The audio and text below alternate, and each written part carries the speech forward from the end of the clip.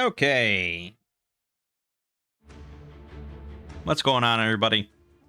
My name is Mangg. It's time for more Dominion 6. So it's been a few days, I think. Yeah, it's been a few days since I recorded that last one. And my last two sort of recorded attempts, both ended in abject failure. Let's see, what did we do? Let me just look at this real quick. So this one was... we did M.A. Arcoscephaly, I think? Yes. No. Yes. No. Yeah. No. Yes. That's crazy. I don't even remember this. This feels like a lifetime ago. I don't even remember playing this. This was definitely us as Arcoscephaly, but I, for some reason, don't even remember it. Okay. And then, so that was a big failure that I gave up on. And then we did... on a different... oh, yeah, M.A. Calum on that really gorgeous map. I do remember that one, for sure. And that also ended in just utter failure. And I said I had to just go back. I just had to play some on my own and kind of retool and figure out where I'm going wrong and all that. I wouldn't say after just a few days that I'm like, oh yeah, now I know how to play everything. This is going to be easy. But yeah, I rejiggered. I watched more videos. I've played some solo games to success. I did some more co-op with Lego, and we won 2 co-op games. So, I'm feeling better about where I'm at the very least. And so I'll go over, a couple of things I've picked up on and learned. But let's just fire up a game. So we did was that EA Calum I did? Hold on, was this EA?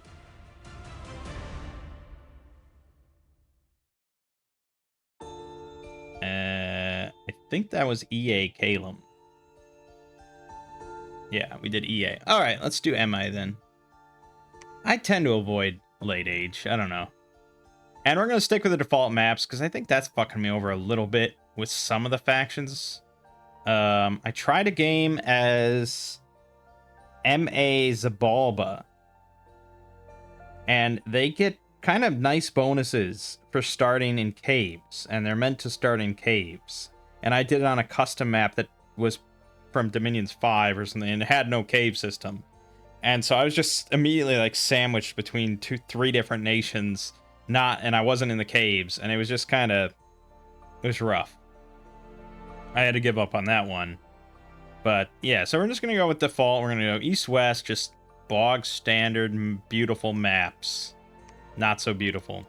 I think this is Mangg's LPs. I want to say 13, but let me put in... okay, yeah, so... Mangg's LPs 13. We're going to do Middle Ages, and we're just going to leave it at that. I'm not going to make it overly complicated. We are playing, of course, with the AI no recruit, which does make it a bit harder. And I know I could maybe bump it up to difficult, but I just want to... we just want to win. So we're going to keep it on normal. I know. No. All right, fine. Let's bump it up to difficult. Let's be a man. I mean, we probably should be playing on Mighty, but let's just see what we get. Agartha Golem Cult. Funnily enough, that's exactly what I'm playing. This is exactly what I'm playing on my current solo game. So we're gonna not do Agartha Golem card. They are fun. They're very Ulm-esque. They don't have much magic diversity. It's a lot of earth magic, and they just have, they don't really have insane good troops or anything, but they have some pretty good sacreds. So it's like Ulm if you were underground and had better sacreds, essentially. Phlegra, Deformed Giants. All right, now here's a faction we can play as. This will be good. Phlegra is a kingdom of giants who have enslaved the much more numerous human population. The Gigantes of Phlegra are the descendants of the Gigantes of Mekone, who made war upon the gods of men. Punished for their sins, the descendants of Mekone no longer appeared as proud hoplites in gleaming armor. Instead, they are deformed and cursed with a violent temper. Since the fall of Mekone, the Gigantes resent pretending gods and religious faiths, and only the human population of the kingdom devote themselves to the awakening god. Phlegra is also the home of the sheep-herding Cyclopes, another tribe of giants. Or Cyclopes? Cyclops? I don't know, I probably should just call it Cyclops. Like their predecessors, the Gigantes of Phlegra have enslaved their neighbors and formed a kingdom under the rule of their tyrants. Unscrupulous human mages have developed ways to serve the tyrants by dominating less fortunate, magically adept humans. Now, human taskmasters and oppressors cause more fear in the populace than the tyrants themselves. Alright, so we got humans, Cyclops, and Gigantes. We have a few Gigante warriors, mostly human slave soldiers, no sacred troops. Interesting. Okay, no sacred troops. Similar to Ulm, I suppose. Magic is fire, earth, some water, death, and nature. Arcane slave communions. Cyclops smiths. Our priests are weak and few. Our dominion increases unrest. We have turmoil limit +1. And giant forts. Okay. So commanders, we got the Cyclops Chieftain. He's got Taskmaster +1. So it's +1 morale to any slaves that he has under his command. Not really phenomenal. It's not really, yeah. Trophimos Commander is human. Taskmaster +2. Okay, you're getting a little better now. I mean, these guys are really low resource and 1 recruitment point, but still. Leadership 20. It's just like, I don't know why this unit really exists, but it does. Shackled Mage. So, 5 research. They get a random skill, fire, air, water, earth. They're slaves, so they have 6 morale, which is horrific. And they're communion slave. Which means that they don't have to have arcane, they don't have to cast communion slave or anything like that.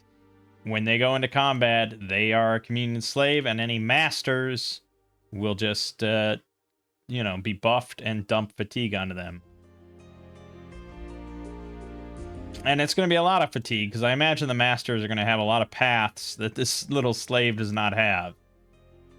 That's an interesting little mechanic. We have the Cyclops Shepherd Shaman. Nature Mage 1, Research 4. Jesus.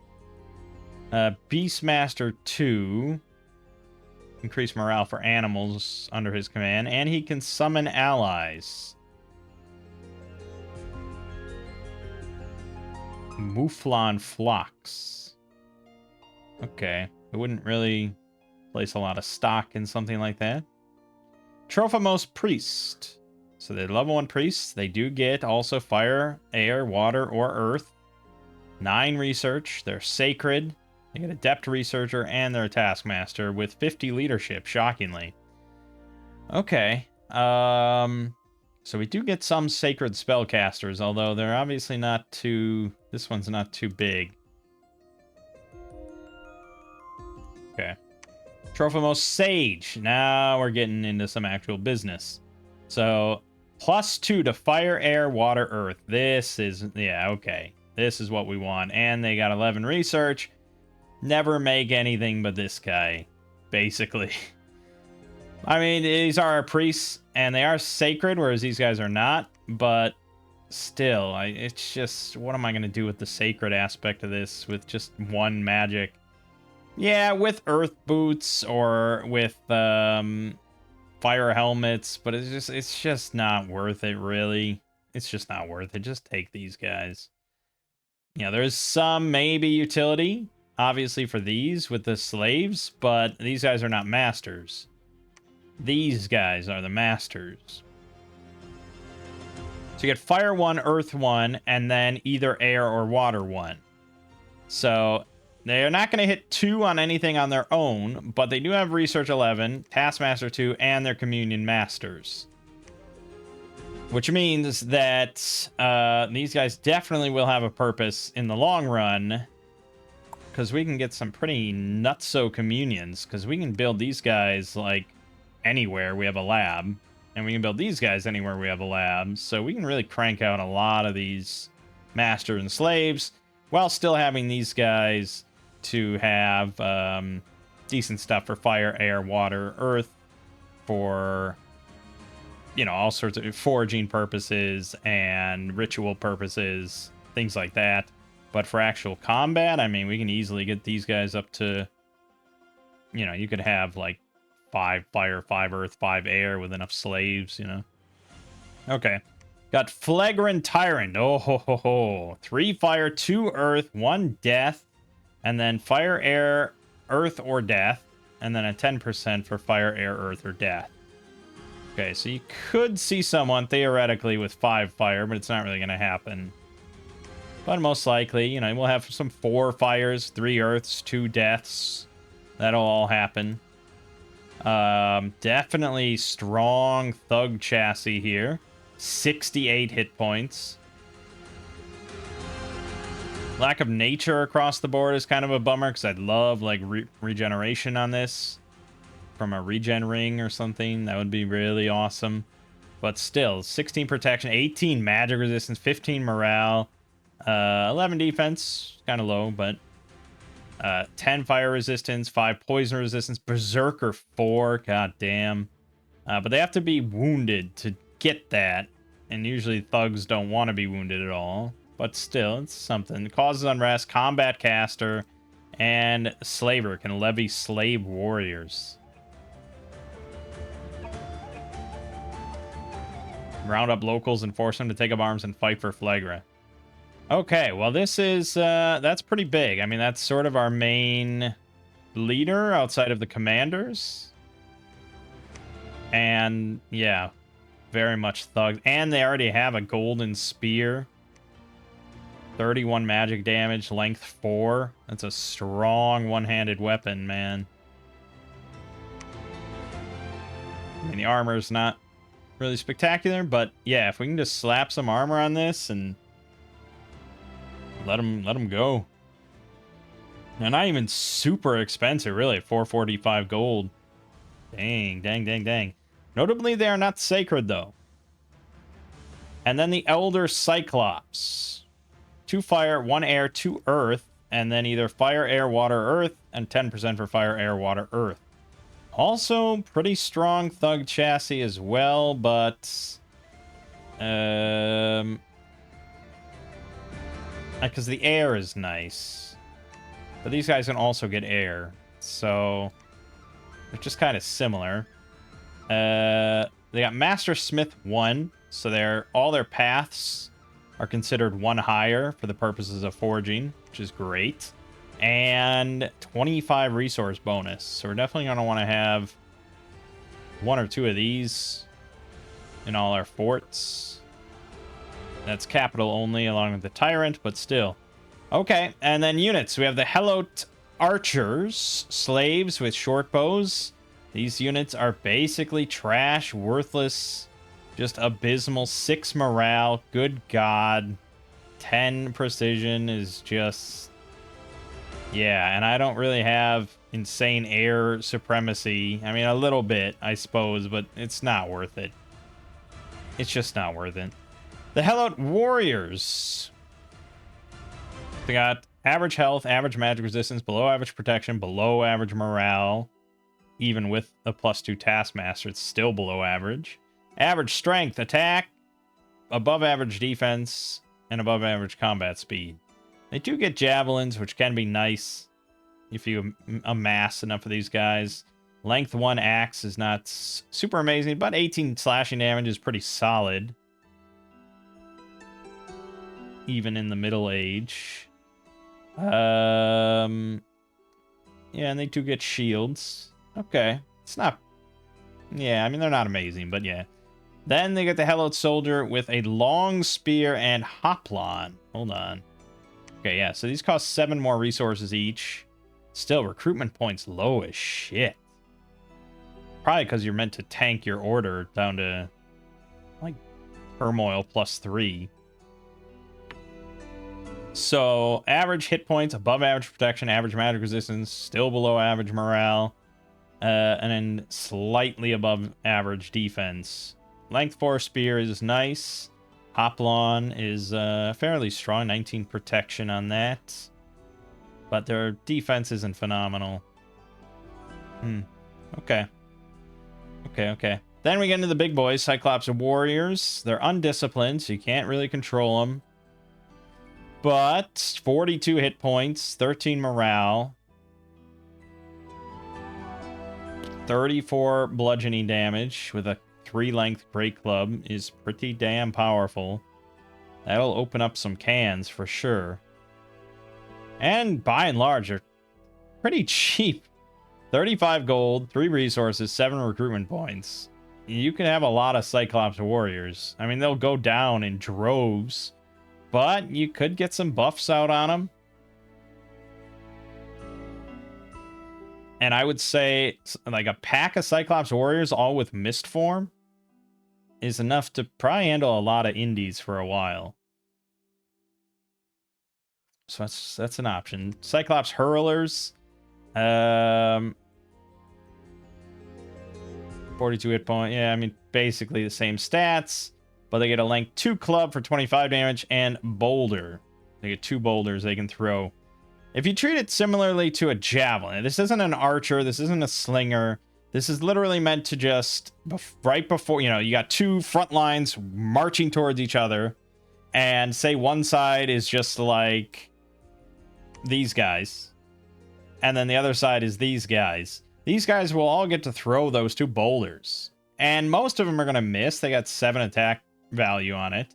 Most of it's going to miss, but the nice thing about like the javelins and the frontline stuff like that have like 2 ammunition before they go into melee is usually those fights are very concentrated. They're very bunched up in the middle. So, and the thing with these ranged attack values is that you really value attacking into density, because that attack value determines the square that it lands in. That doesn't determine if it hits the target. Because if we go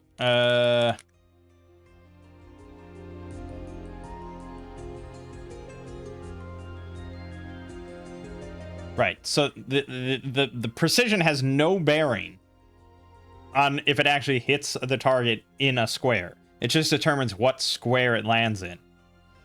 The only thing that determines if it hits the target in the square is the size point in the square and the random number. And generally, basically, how fatigued they are and if they have a shield or not.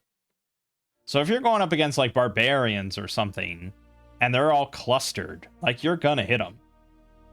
Almost certainly. Almost certainly.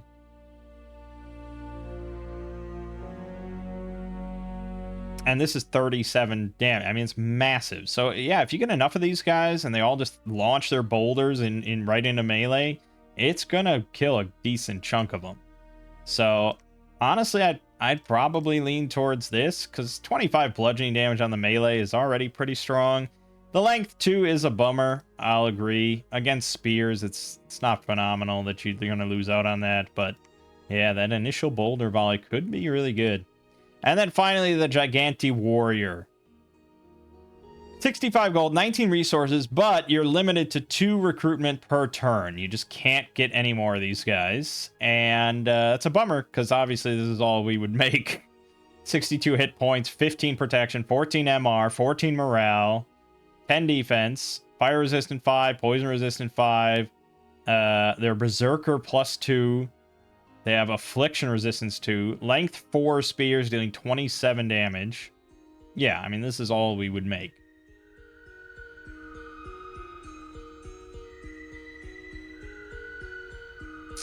They don't have any helmets. I'd say that's a bummer. But again, like Mist Form.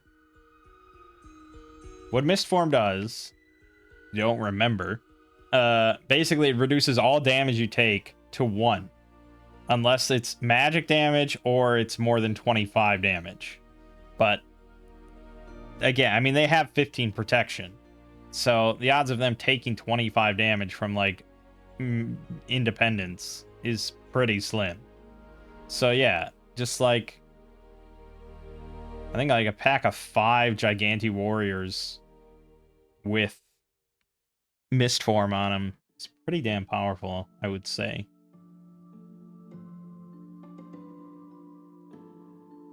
Okay. Well, what's the assessment here?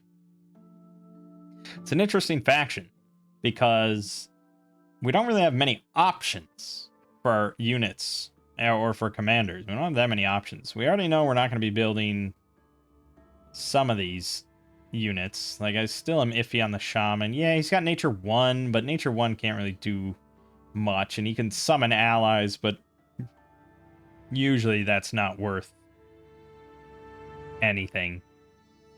I mean, because again, it's 2 recruitment points. I mean, there's opportunity costs and everything, so you're going to spend a turn at a lab making this guy when you could just be making another one of these that will produce nearly 3 times as much research every turn after that. And every turn that he's not researching, he's just making probably shitty allies. And, you know, once research falls off, he's probably just worthless, pretty much. I mean, I don't know what he's really summoning. I wonder if that's on... Okay, he summons he summons 2 Great Mouflons, which have 21 hit points, 7 protection, 9 morale, 5 magic resistance, 10 defense. They can headbutt with an 8 attack for 16 damage. And they're undisciplined. All in all, I'd say not worth your time. Really, probably not worth your time. So I think that's out. Yeah, I think like this guy's out. I could see some use for this. There's definitely use for... Well, you need some priests, I suppose. Man, we have like really... Do you see our only priest? That's wild. So we'll have our prophet and this guy. Okay. So he's our only sacred person. That's crazy. We can completely tank our bless into pretty much nothing. I don't know what you'd even really do with a bless. Other than, well, probably we just put a bless on our pretender and we have an awake expander, which will be pretty nice. I haven't had one of those in a while.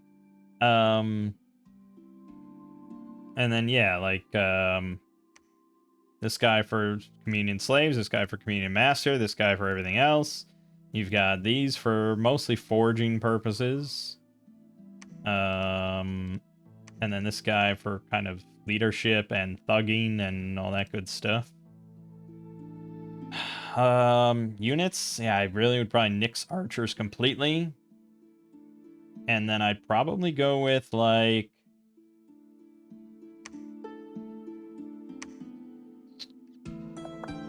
I could see just going for Cyclops and not doing any soldiers. But, you know, they do have a higher gold cost, so depending on our scales, that could be iffy. But it's weird. It's like, you know, Bless doesn't really matter. Our scales aren't super important.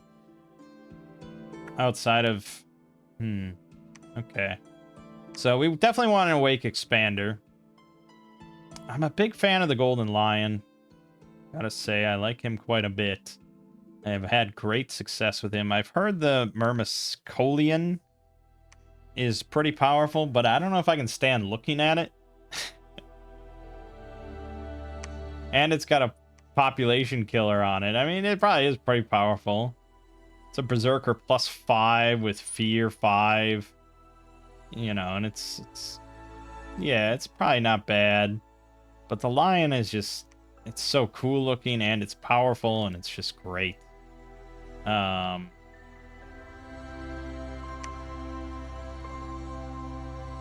Drakon could be pretty powerful too. Comes in already with Earth 1, Nature 1, Fear 10, Aura, you know. poison resistance, unsurroundable. And it's got fucking 3 bite attacks, a claw attack, a tail sweep attack, and the dragon gas. I mean, this thing could be pretty unstoppable. And I guess I've already done Lion solo, and I've never done the Drakon, so yeah, it will be the Drakon. Okay. We want him awake. There's no question about that. We're gonna go... Again, Bless doesn't really matter. We just kind of want decent scales. And, well, the Bless somewhat matters for him. Whoops. Because he doesn't really have any inborn protection. He's got the Fear Aura, but something to just help him survive more. Such as Hard Skin or Fortitude or Regeneration. But we're getting kind of expensive.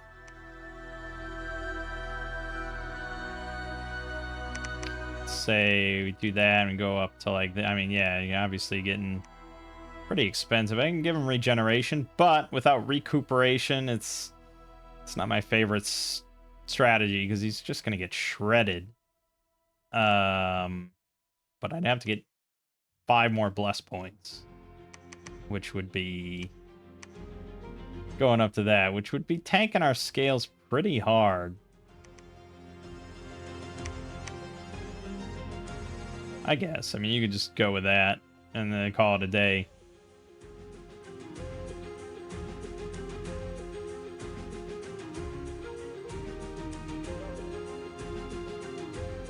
Honestly, yeah. I mean, we could adjust some other stuff, like if we wanted that in exchange for more magic to help out our researchers a bit. Could do that. You know I don't like going into Misfortune, although we do usually play now with random events being rare, so it's not as big of a deal. If we wanted to go into Growth.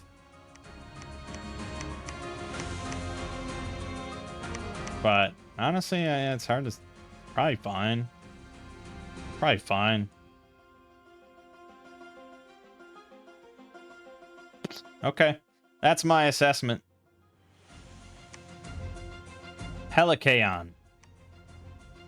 Okay. Game settings loaded. Random events rare. Story events enabled. Score graphs enabled. Blah, blah, blah, blah, blah, blah. We gearing for... We need to get 4 level 2 thrones. I like that setup. Let's do it.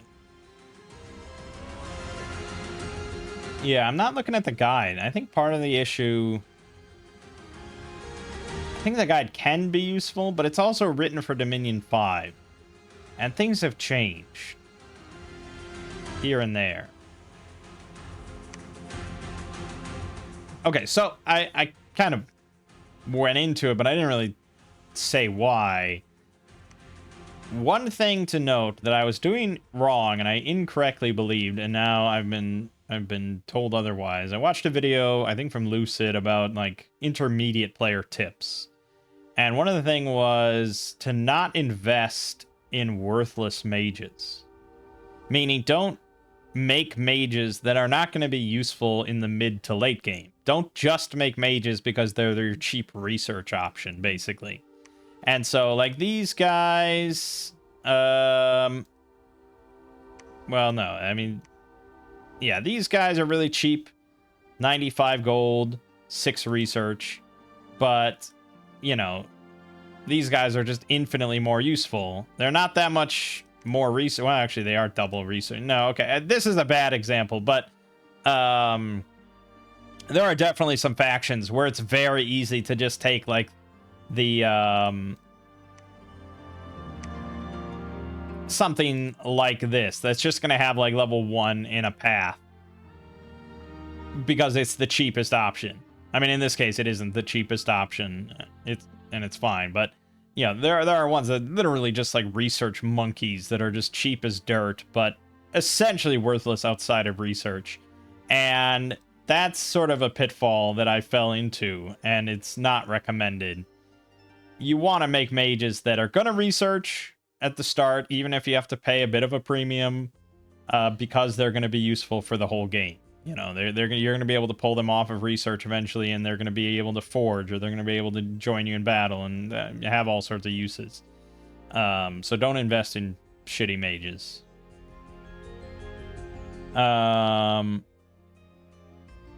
Right. So let's see. We want to research. We do have to make a guy a prophet, and it may as well be our commander here. So you will be a prophet. We do not have a scout, which is interesting. We have no stealthy unit whatsoever. We are not a stealthy nation. So they just give you 2 commanders just to have 2 commanders. I don't know what you're gonna do. Then we can actually send out our pretender. Now, he doesn't have really any spells, and we could wait 1 turn, because if we take the time to just go into alteration, for example, he could get personal stone skin. He could do that. And enlarge, I suppose, but I think he's probably already size, it's size 10. So he could do alteration or enchantment to get strength of giants. And we already, I suppose that's the thing. I didn't really need to go for personal or regeneration on him. That was a waste of points, because he can just cast personal regeneration every combat.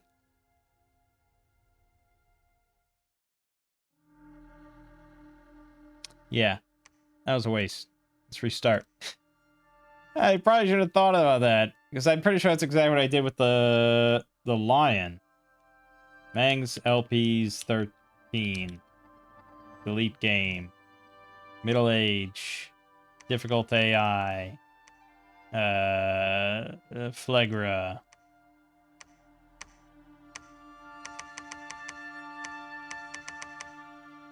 So we would rather have maybe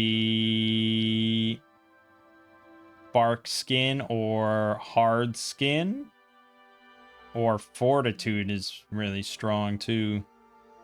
Also reinvigoration would just be nice to have on him, because solo units can often struggle with fatigue, and he has a lot of attacks.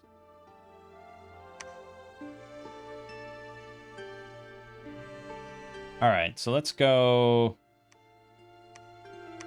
up here. We're going to grab fortitude, reinvigoration. Would I rather have more reinvigoration? Yeah.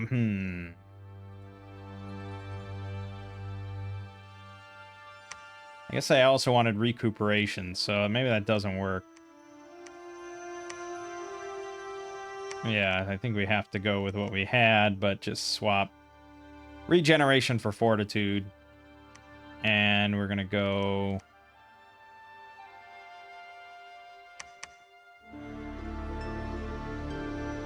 What do we have? Magic 1?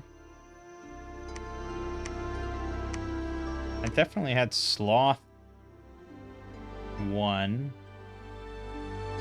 Oh, Awake. That's right. Okay. Probably had Sloth 2. Yeah, that's what I had. And then I think we did... I think we may have done Cold 1. Get Magic 1, but I don't even know if that's worth it. Yeah, because I can make quills. So I'm not going to take Magic. We'll just do that. Okay. Ideos is the name of our god this time. Of course. Blah, blah, blah, blah, blah, blah, blah, blah, blah. Yep. Good. Okay. This is the real start.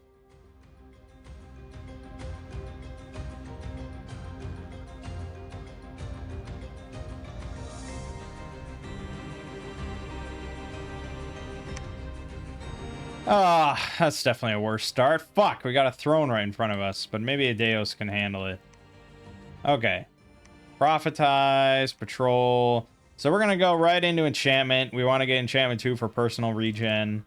And then beyond that, You know, I'm a big fan of thaumaturgy to get remote searching going, especially because we're going to have a lot of...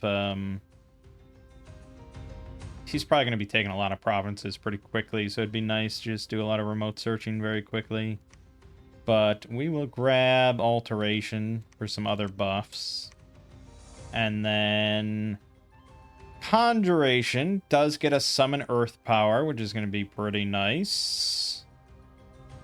And Phoenix Power. It's pretty helpful. But we want to think about... like, Soldiers of Steel and Legion of Steel.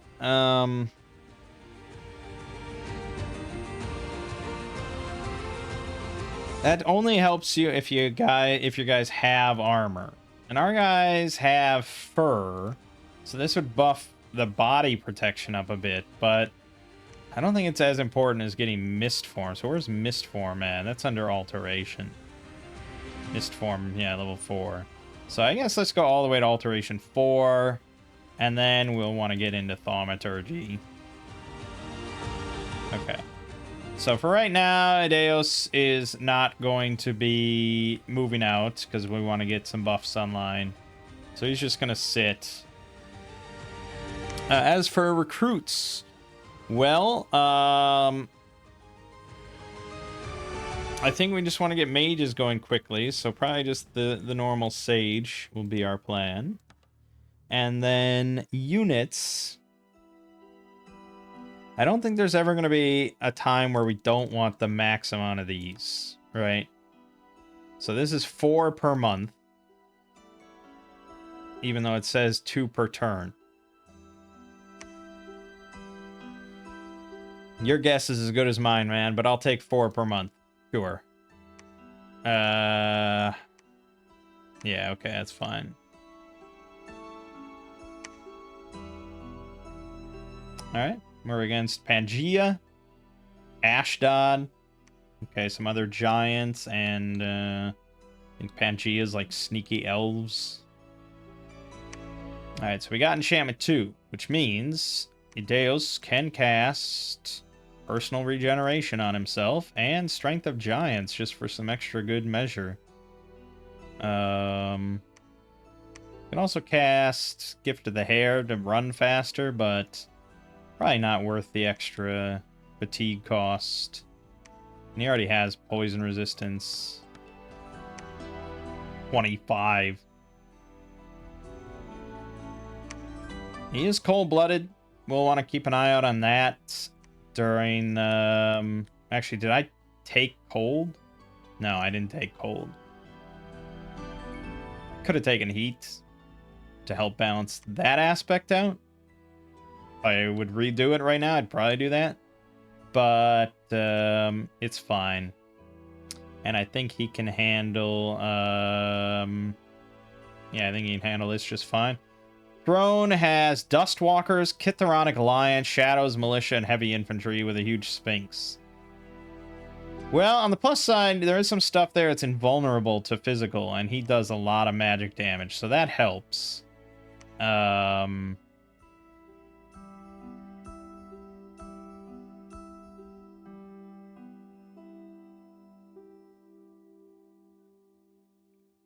Yeah, maybe he could win. I'd probably like to have an army just to support him.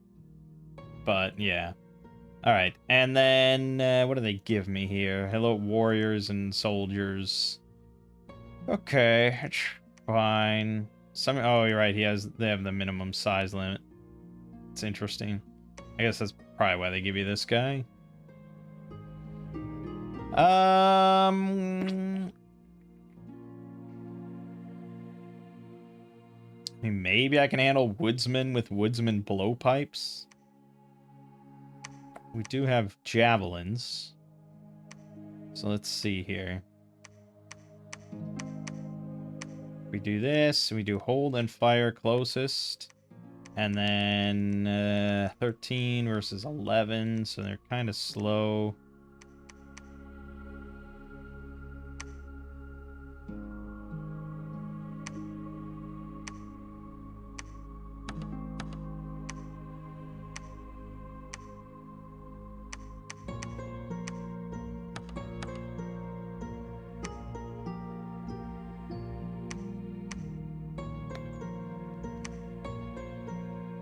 Okay.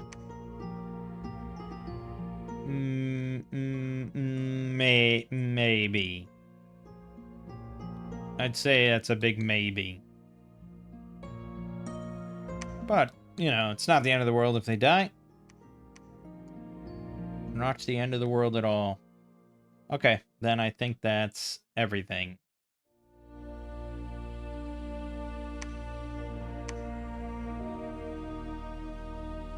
Let's watch against the woodsman.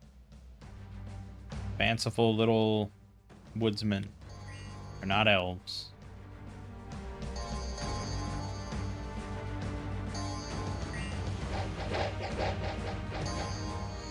Okay, fired at the guys that have shields. I love it. Javelins. See, I told you, just density, density, density. They threw their javelins, and now they're going to move in. And that was all that took. Okay, look at that. Nice, nice easy victory. Yeah, I've slept on javelins. I have. Because I just didn't know how to really script it, and I didn't really understand it, like how it would be good or anything. But now that I know the mechanics of it more, and I know they only have 2 javelins, and then they go into melee and all that, yeah, they are really good. If you got javelin units, you should use them just like that. Alright, and now the big boy himself. Personal regeneration. Strength of giants. 32 damage on all these bites. Magic slashing. It's going to be insane. And I can't imagine any of these hits doing any damage. Oh, and the poison cloud. Okay, he's getting hit a little bit. He's getting hit a little bit, but the poison cloud, the fear cloud. Yeah, he's at 137 out of 135. Boom, boom. 0, 0, 0, 0, 0, 0. One of them did roll exceptionally well. And he rolled exceptionally poorly. 3 on 2d6 exploding is pretty bad. Whereas 12 is really good. So it can happen. It's very possible. And these are light spears, so, you know, heavier attacks could do some damage. We are aware of it. But he's got regen. And they will just never be able to hurt him enough. So, yeah, he's pretty strong. Fatigue is something to be concerned about, but the poison cloud, the fear aura, means no fight is really going to last that long.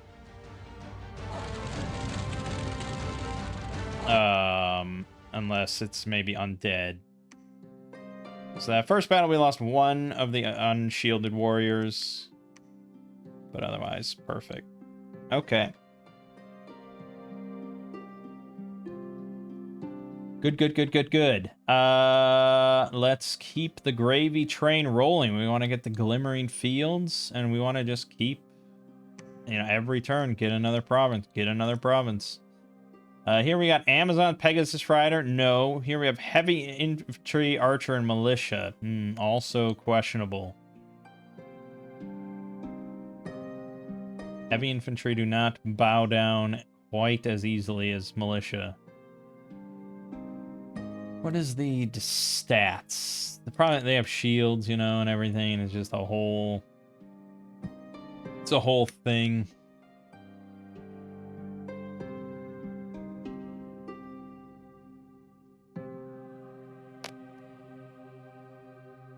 Let's see. Well, yeah, so it depends on what they're wielding. Usually they have sword and board.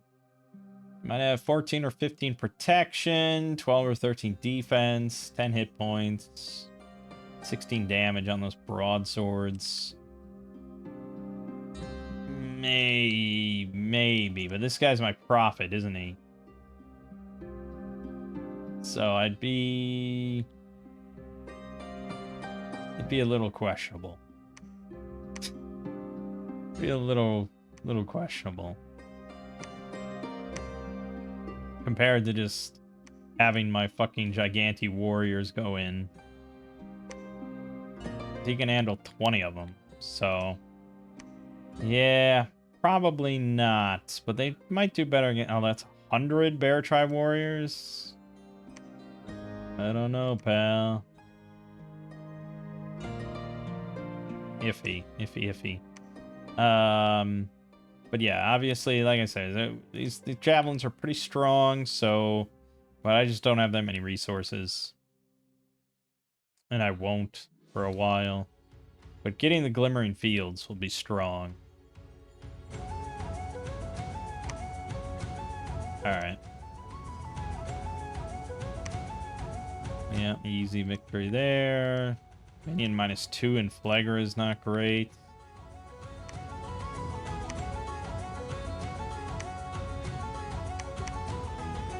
Alright, let's just keep rolling and get to the Glimmering Fields.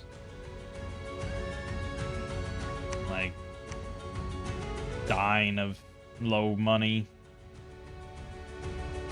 Because these guys are not super cheap, but I really want them. Really want them.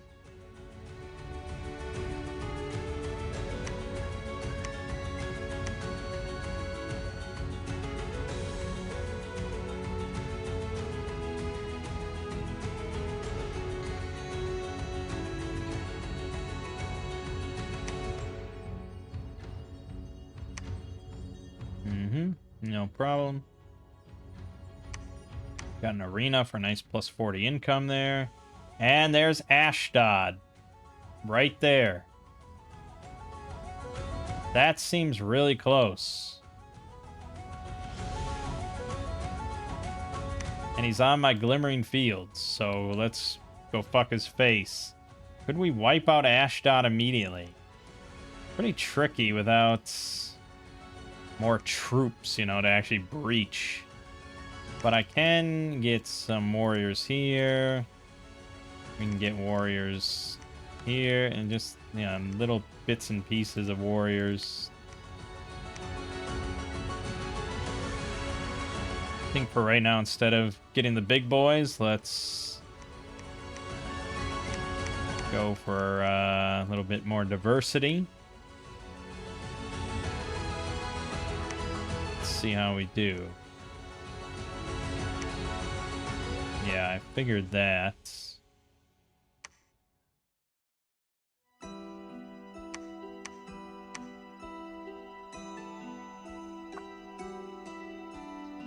Yeah, I really don't doubt that he can handle that.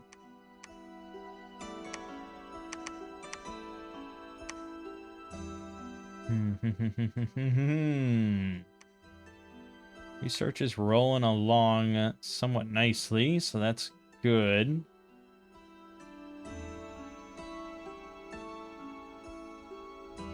Oh yeah, group bark skin or group stone skin will be good on those big boys. It'll be really nice.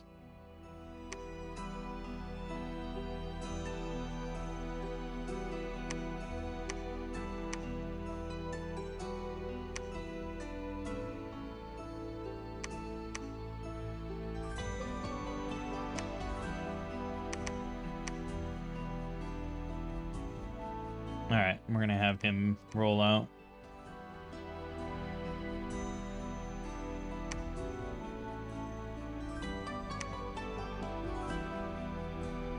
Damn, so he attacked me before I could go attack him.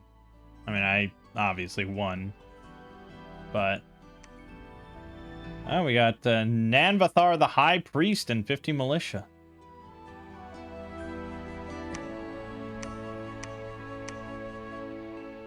Where did this happen?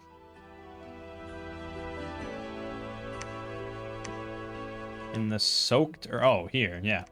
So he's a level 2 priest. Okay, get to preaching for now. Alright, so we did pick up a limp and a never-healing wound. Despite the name of that, it will heal.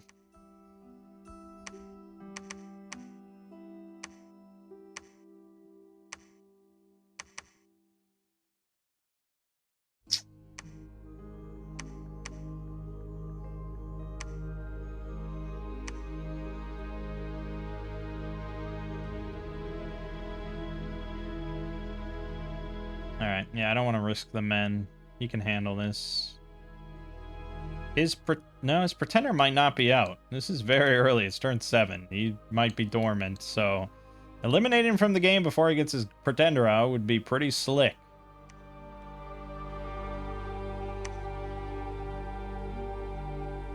Alright, yeah, so we won pretty easily. Killed some filthy brigands in the process.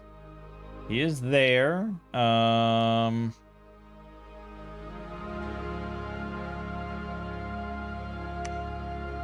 let's move in. And then he's gonna move out to take this. And we want to make sure we're getting a lot of men. A lot of manpower. Could also maybe hire mercenaries at some point. But yeah, this is our goal at the moment. Just eliminate Ashdod because he's so damn close to me.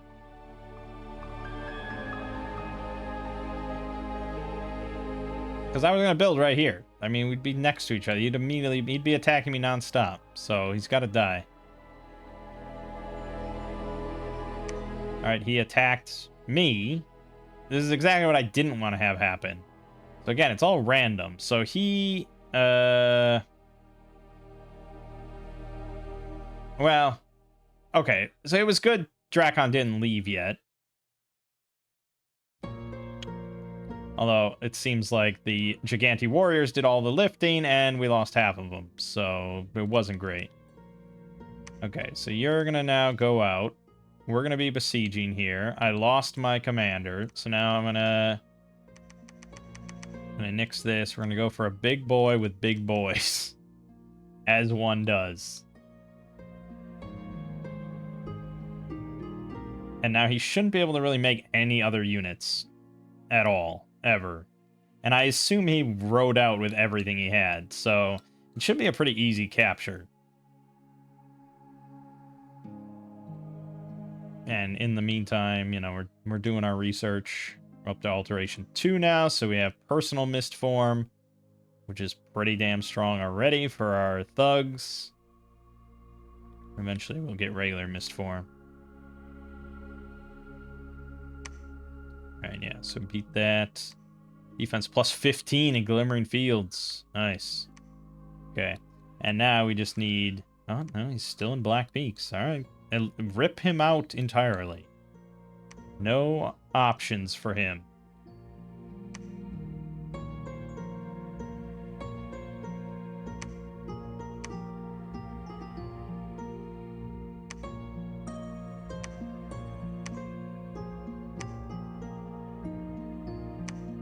Oh! What? Fucking barbarians? What? You gotta be kidding me. 20 barbarians killed Drakon? How? How? Okay, well, he's cursed. And he had the never healing wound, sure. I guess he's down to 97. But still. I suppose, like, banking on regen with only 97 hit points against barbarians. I mean, yeah, it's like he couldn't eliminate him quickly enough, and they just got pretty lucky. And Matt, oh my god. Fuck. So he's gonna just continue to have Black Peaks. You can't do much with it. I assume he didn't get further than that. So that's like his only income. But, yeah, not too happy with that one.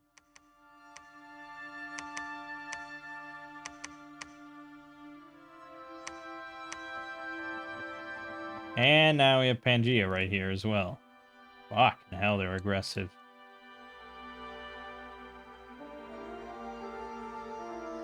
Plenty of other places to go, assholes. Well, Ashdod didn't have much of a choice, but...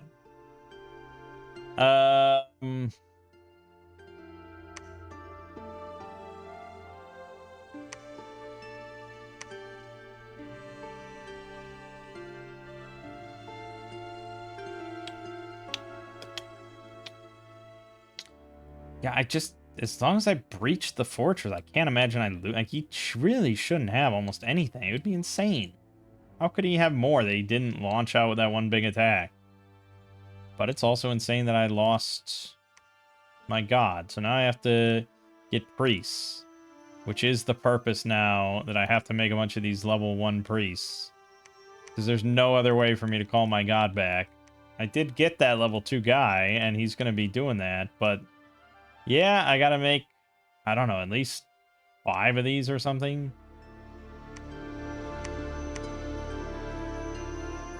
To get Drakon back in a reasonable amount of time. I mean, he's probably going to be useful all the way till the end of the game. So whenever I get him back, it'll be good. But I'm not pleased with that result.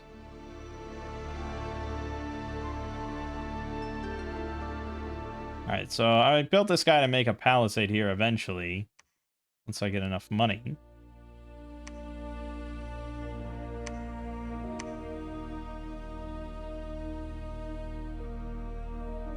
But there's not much I can really do about it.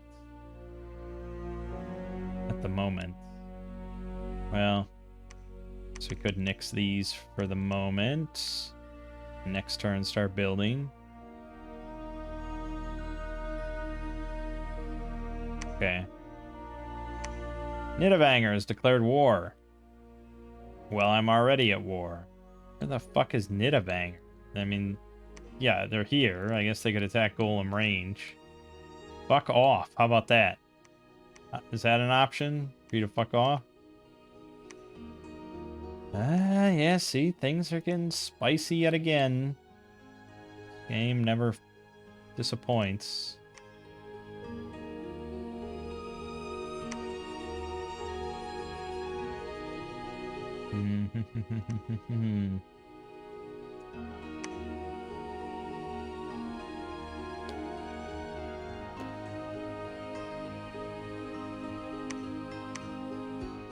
I'm going to move an air mage there for mist form, but otherwise, just keep it rolling.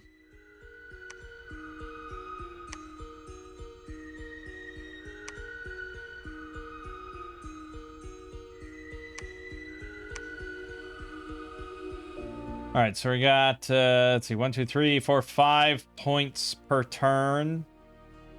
Probably already gotten, I don't know, 8 or something points.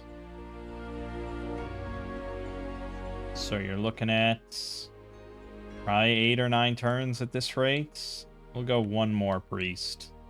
Kind of a waste, but we'll go 1 more.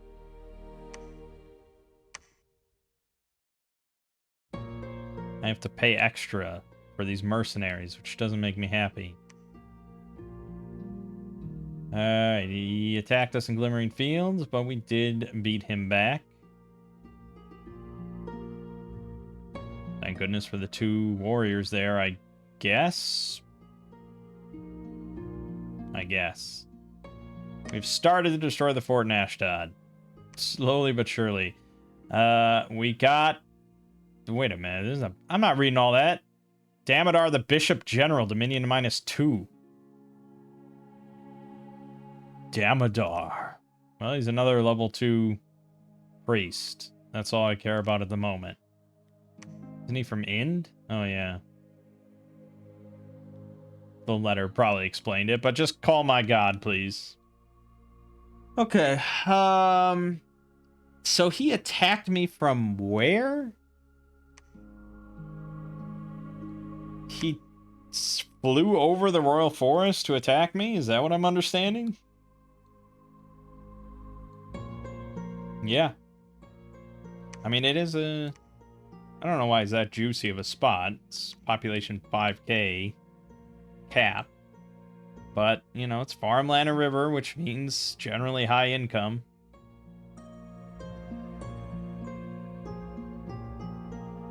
We're probably gonna need more troops here, so let's step over here to grab 22 more. Building that, that's good. And we're going to swap you back to the sages, because we like those, and get these guys going again. Okay. And you are calling God. Good, good. Get him on the phone.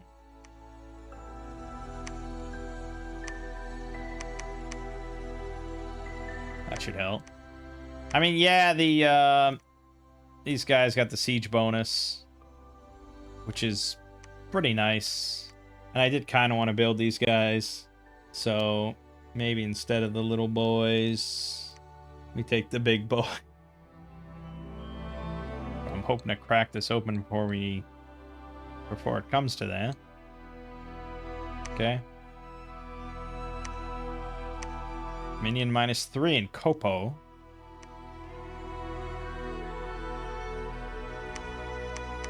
Dominion's getting hit all over the damn place. It's because I don't have my god.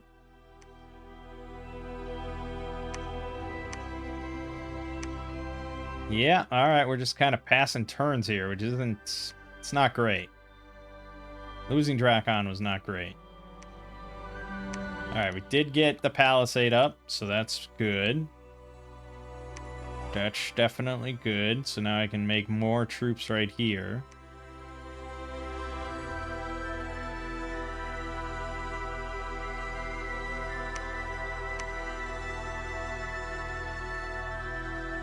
But I think this turn I just gotta wait.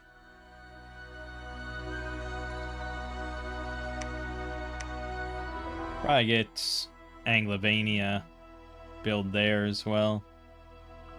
So then I could recruit Pegasus Riders? Somehow I doubt I'm allowed to do that. This fucker just building a temple right in my face. What an asshole. Moderately damaged. We're getting there. This is a massive waste of time and resources, but we'll get there.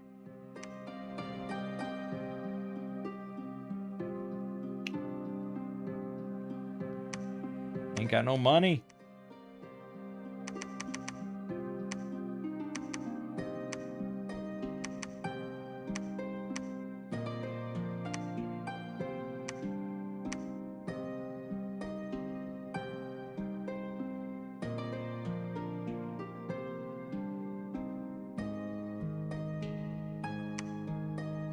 Oh, shit. Shit. We got to Thaumaturgy 3 already. We're getting 125 per month. Alright, let's go for Construction 3 for sure. Evocation 3, and then Conjuration 3. Spread the love around. You know, they always say, like, you're meant to have, you should always have, like, a goal for every research you do. Rather than just, like, shotgun it all out. But it's tricky, because it's like, everything is good. It's tough to make a decision about what's the most important right now. Alright, so he lost 1 level of nature in the process, but he is back. So we're gonna... I really want to get this fortress and just get it done. So we're gonna slap these on you, and you're gonna head back to Ashdod.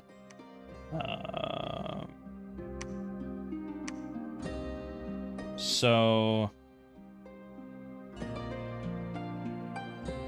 Personal... Well, Stone Skin he could cast on himself. Natural Protection plus 10. That's probably what we want to do. Or Personal Iron Skin. That's more important. Personal Regeneration, Personal Iron Skin. And then...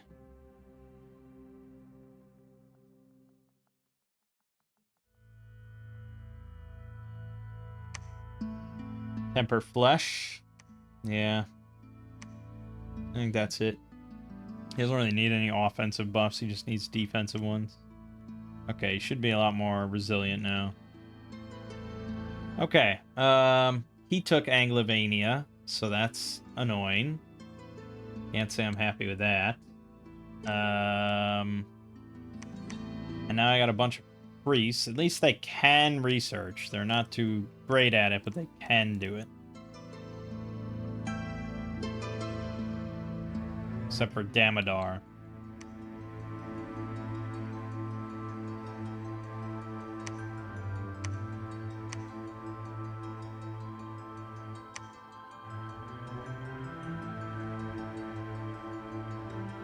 Look, I'm gonna get fucking Dom killed while I'm sitting here. It's crazy.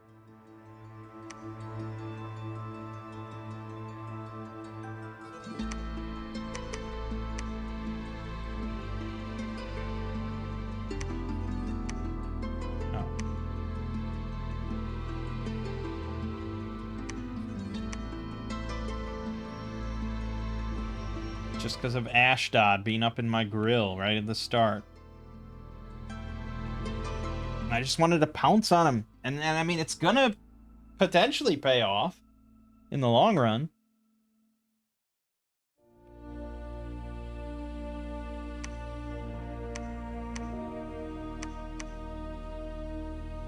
But man, my income is just garbage.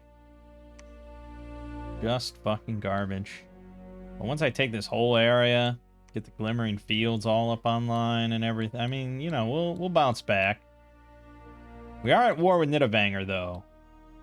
It's hard to say exactly where they originated from. I would guess, like, right here or here. Whereas Pangea's on my doorstep, but they're not at war with me just yet. And one of the other intermediate tips... Oh, there we go. Now we're at war. Alright, so I think what we're going to do... We're going to dump off all these troops.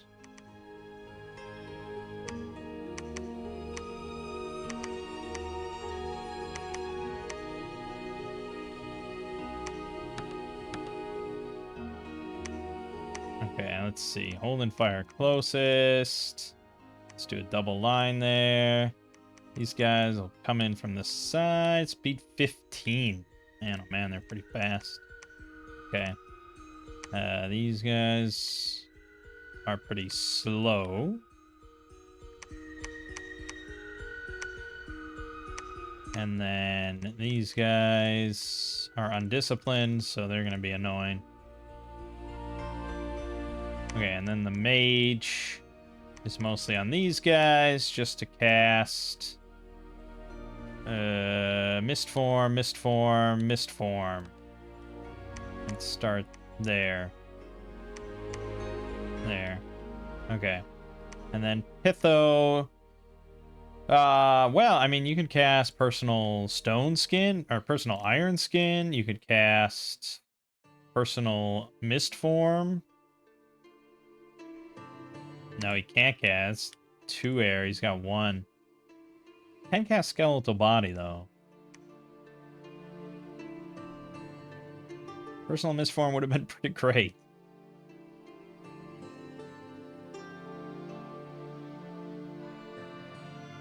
Well, he might be able to grab the Mist Form from that mage. Temper Flesh. And we'll just call... We'll do that. And we'll put him right here with these guys. Okay. So if they get into combat, that's what they're doing.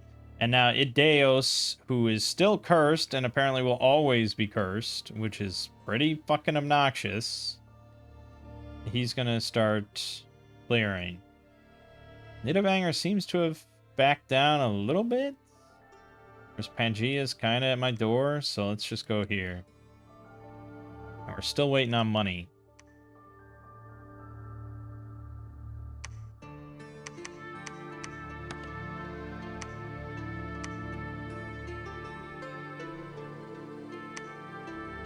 Okay, good.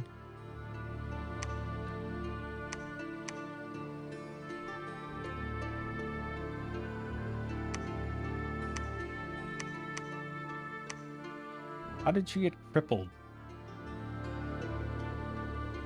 Oh, because you're old. And recuperation doesn't even work on you. And you are also weakened. Man, this fucking old age bullshit. Okay. Well, I don't like the look of that. Whereas Pangaea doesn't seem to be making any movements. Okay. Let's back up.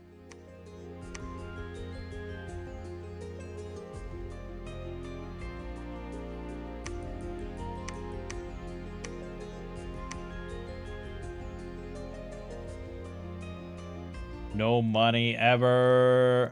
So much research. I could probably stop making mages for right now. As heretical as that sounds. Let's go enchant. Fuck. Gift of Giant Strength is good. I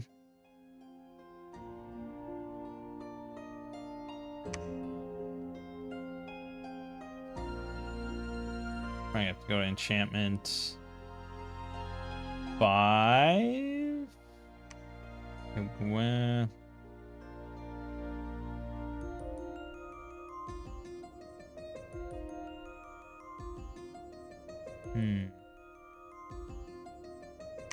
I don't know if that's actually worth it at this point. Just thinking about my strengths. Alteration 5 would get us group Stone Skin, which is pretty damn good. And eventually group Iron Skin. Like that. Marble Warriors. Big, big, big, big. Big, big, big for our sort of unarmored giants. But Earth Gems are annoying when it comes to temp gems. But still. Do you want to go all the way to Alteration 7? Well, let's go to Alteration 5. Let's get Construction 5, Evocation 5, and then maybe Alteration 7. Questionable. Also, I think we can start... Yeah, we can do some auguries. Don't think I can do... Yeah, no, hold on. Scrap that whole Thaumaturgy 4. And then Conjuration 4 for Voice of Apsu. And then should also be able to do... Wait a minute. It's air, fire, water, earth. So where's Gnome Lore's Thaumaturgy 4? Yeah, okay. Then... Said Alteration 5. To get group Stone Skin at the very least. And then Construction 5, Evocation 5, Alteration 6. We'll do it that way. And away we go.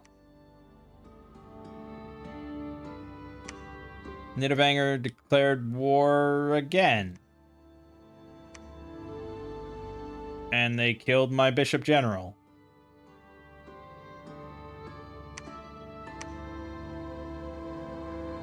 Well, I must say I'm not a huge fan of that.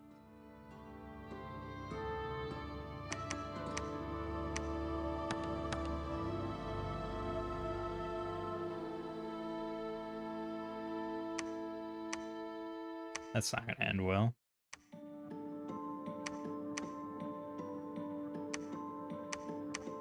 I can't get there in one turn, so he's probably going to run rampant on my shit. Fuck.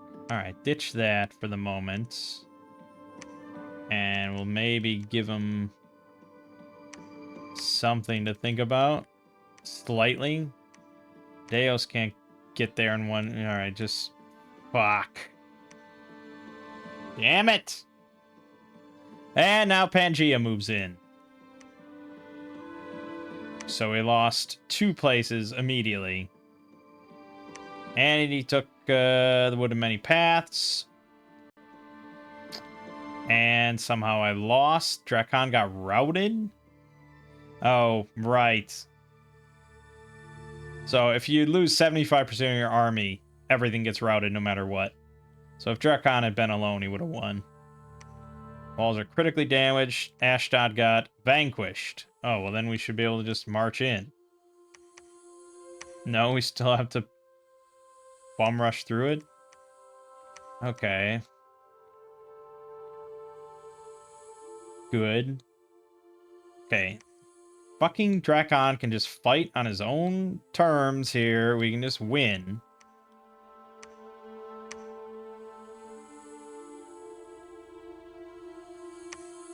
There. Okay, Drakon won there. Attacked us in Glimmering Fields. And we lost, but we still have our fortress. And then he attacked us in Golem range, and we lost. Eat +1. Okay, we can go into Ashdod now, where it's empty. And I can't afford, so 12 units have deserted, because I have no money. Awesome. Isn't this great?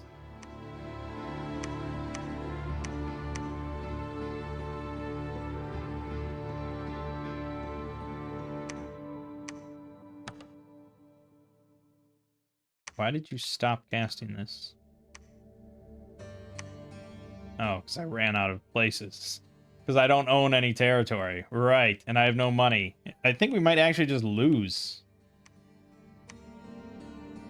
That's wild. I don't think I did anything that wrong other than losing my god and being so invested in taking this fucking fortress.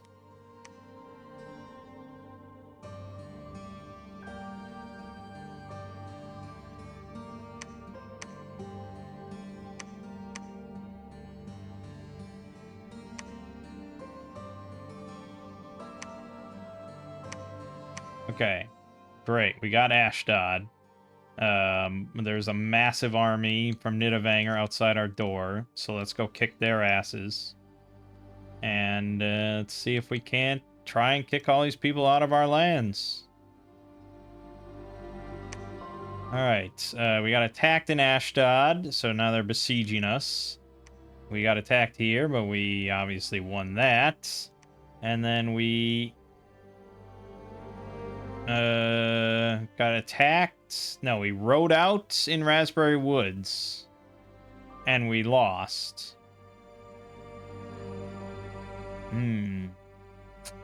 Phlegra Tyrant did not survive. That's the risk when you put these guys on the fucking front line. They die and you get routed, and then it's all bad news. But yeah, I mean that was just not good.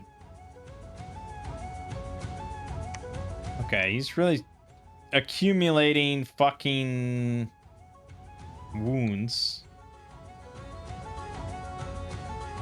I gotta just deal with Pangea at the moment. I should involve my mages here, but I just don't have any men. And without men, mages are not that great unless they can spam some summons. And maybe I can spam some summons. I do have a lot of gems. I got Earth Mages. We have Conjuration 4. I think I can spam, at the very least. Yeah, Earth Power with... Okay. Let's not be dumb. I'm being dumb by just passing turns constantly and researching more. So, if we give them all 3 Earth Gems... No. Give them all 5 Earth Gems. You 5 Earth Gems. You 5 Earth Gems. You 5 Earth Gems. We got a lot of Earth Gems. Oops. Let's use them. Okay, we'll go with that. And then all of them are going to be queued up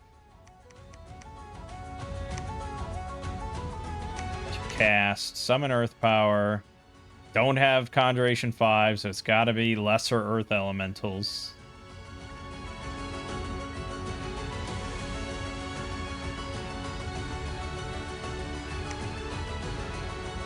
It's not great.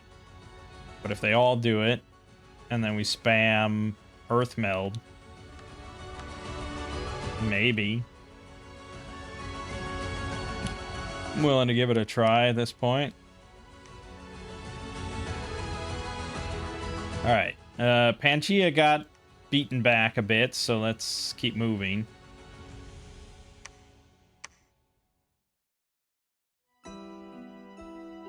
Battle in Greater Wild. We lost Greater Wild. Battle in Kopo. We did win there, so that was no problem.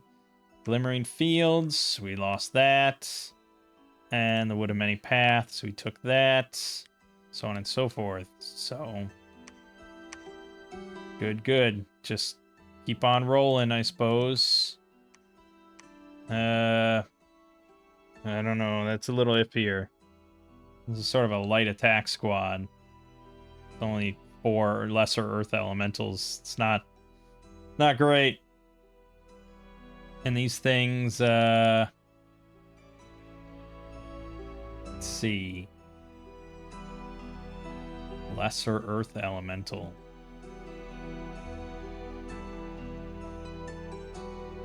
$33 hit points.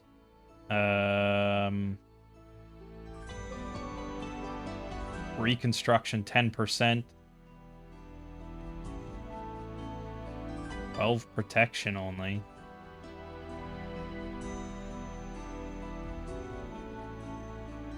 Says they can withstand tremendous amounts of damage. I mean, reconstruction is regeneration for inanimates. But still, they only have 33 hit points. That seems like not much. Unless they have some sort of... They have Stone Beam. Actually, can I just watch? This is easier.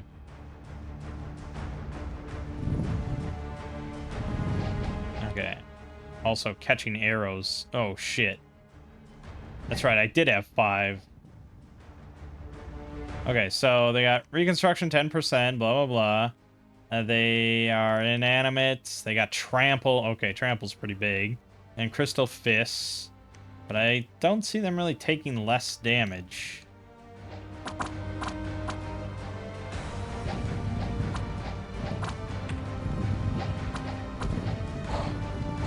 It's just the fact that they can fucking trample. Hold on.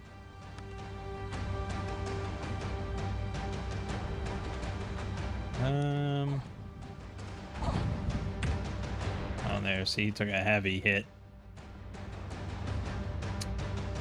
Yeah. Yeah. Okay.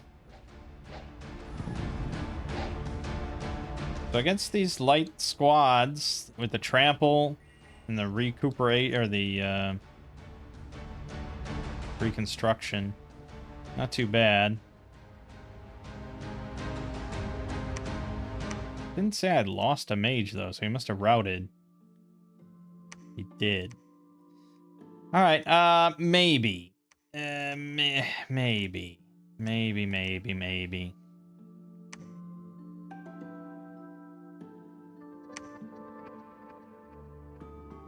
Slowly starting to build up more funds. But all these mages are killer on my income. We could do the same thing. Okay, well, hold on. Let's get fucking Conjuration 5, first of all. Because that'll get us regular elementals for the same gem cost.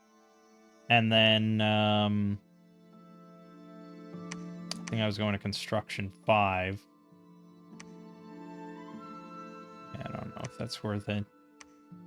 Vocation does get us some fun stuff.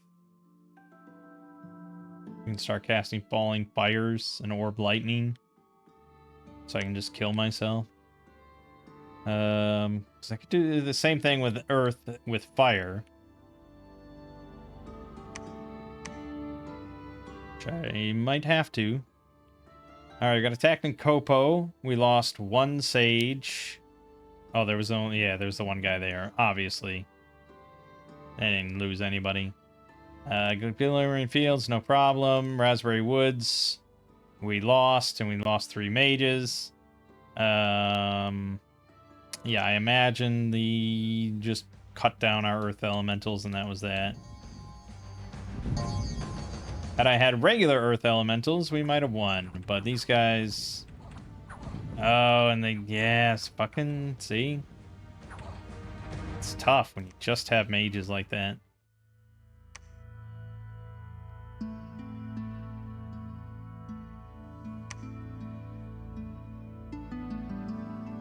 This is just insane. Why did I pick normal difficulty? Like, I know I'm not this good. And you can see, like, they all have, like, their own types of units. There's no random bullshit which fills up so much of their armies that just gets obliterated. So this is just a much harder game.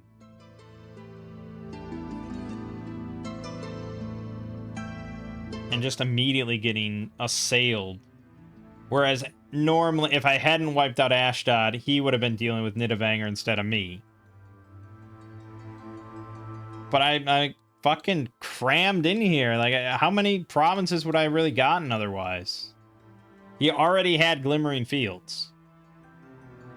So, and there's a throne right next to me. There's an ocean right next to me. Like, I would have been so deprived of resources.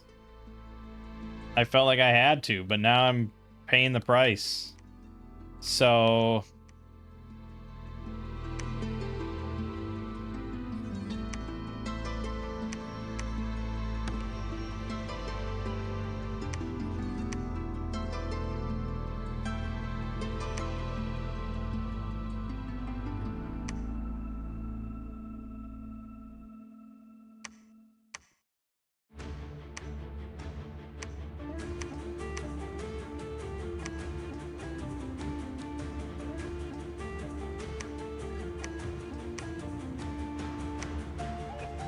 Ooh, Strength of Gaia. Strong, man. Gives us the bark skin, the regen, +4 strength, and a nature magic bonus, all for 20 fatigue. Yes. Let's go with that. And then...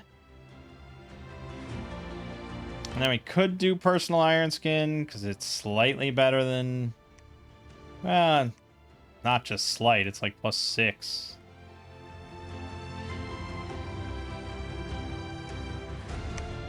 And we can still do Temper Flesh, because that's pretty damn strong.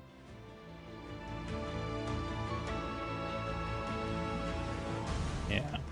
Okay. Oh. Also, go to the back. Okay. It's just never gonna... Like, it's just... I'm gonna get Dom killed, or I'm gonna get regular killed. They can't really beat the Drakon, which is good, I guess, but I don't know how long we can really keep this up.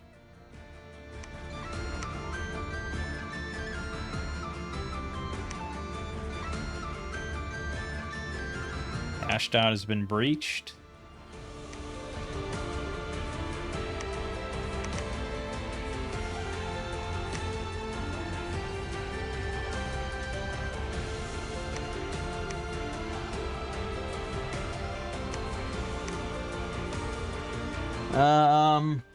Fuck. Nest of Salamanders is pretty powerful at this point.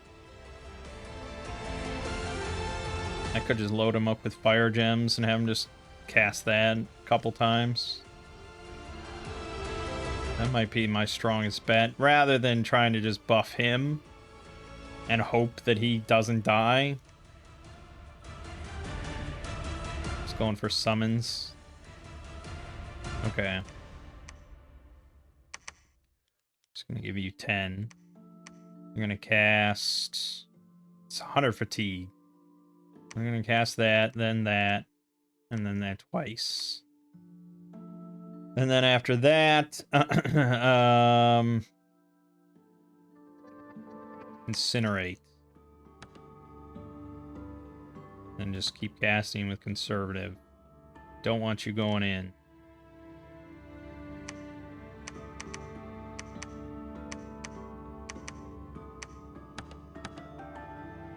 We want the salamanders to do most of the heavy lifting there. Alright. Actually, fuck it, go here.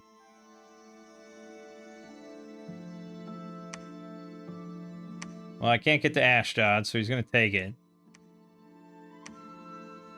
Which really blows. I should have checked to see if it was about to pop. So we're not gonna get Ashdod again for a long time.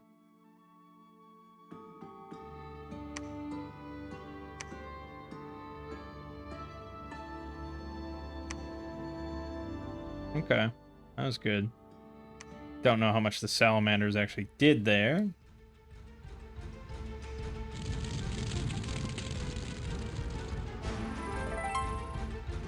Oh, yeah, 'cause these giants are just so fast. Okay. Okay. They're just so fast. It's good to know. And then the enemy captures it. So this is what he's got, 344. I feel like Drakon would struggle with that. He's got his Pretender there, the Solar Eagle. Somehow he's still lost 43 units. Mostly Cub Warriors, though. But he lost 6 Griffins.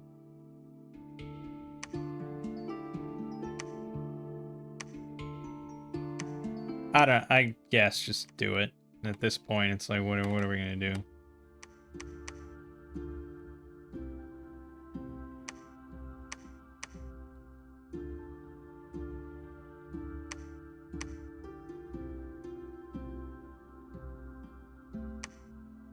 Yep.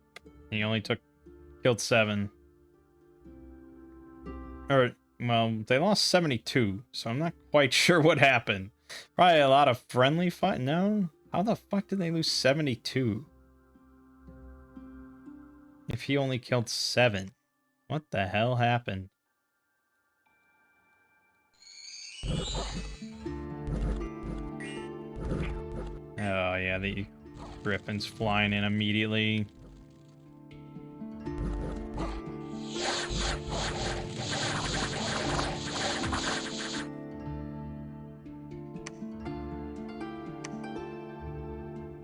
Dominion penalty, minus 81. Because he's cold-blooded and it's fucking frigid here. Probably because it's winter. I think that's what decided the battle, really. It says no health.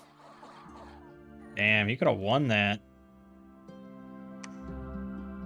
It's cold, too. Yeah, I should have taken a heat scale. I didn't think about it. Not that it would have mattered. Alright, we cleaned another one up. Doesn't really matter, though, because, well, this is Eru now. This is not... They got wiped out. Interesting.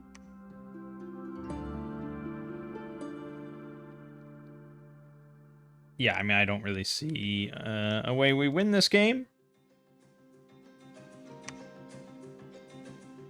And this isn't strictly due to the AI no recruit mod, because I have been playing with that, and I have won games on, well, I won games on normal. I guess I haven't won on difficult yet. I'm still working on that.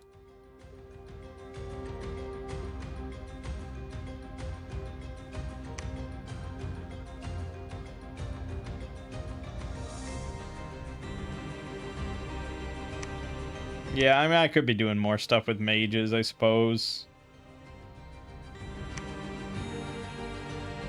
Okay, we beat that. It's alright. That wasn't the majority of his army, though.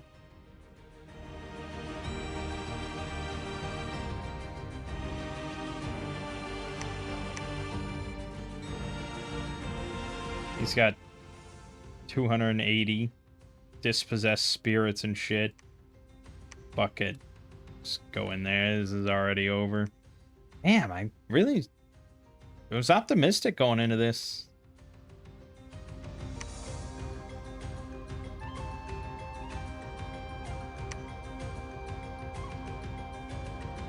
Nice.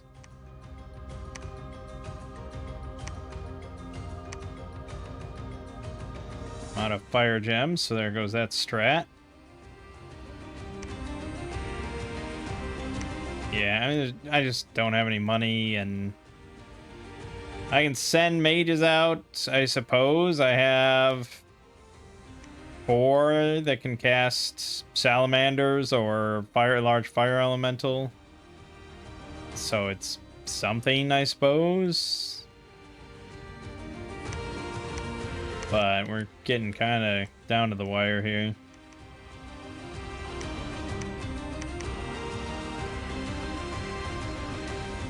The really unfortunate thing is I struggle to find out exactly where I went really wrong. Perhaps it came down to, well, losing Drakon was fucking abysmal. And that was probably preventable. I was maybe a little too overconfident, but yeah, I mean that was not good.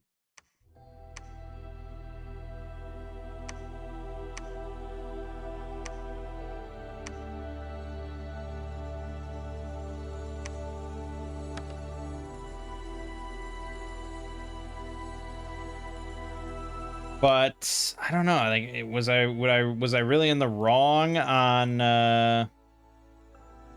attacking Ashdod like that? I mean, it felt right. I don't think spreading out is the right way to go. Okay.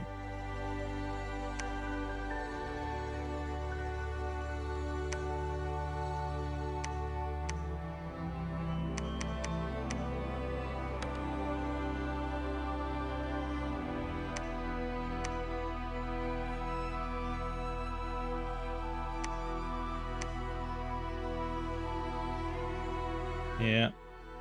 Didn't lose the Tyrant, but where the hell would he have retreated to? Oh, the Greater Wild. Okay. Really? Oh, yeah, I was here. Right, okay.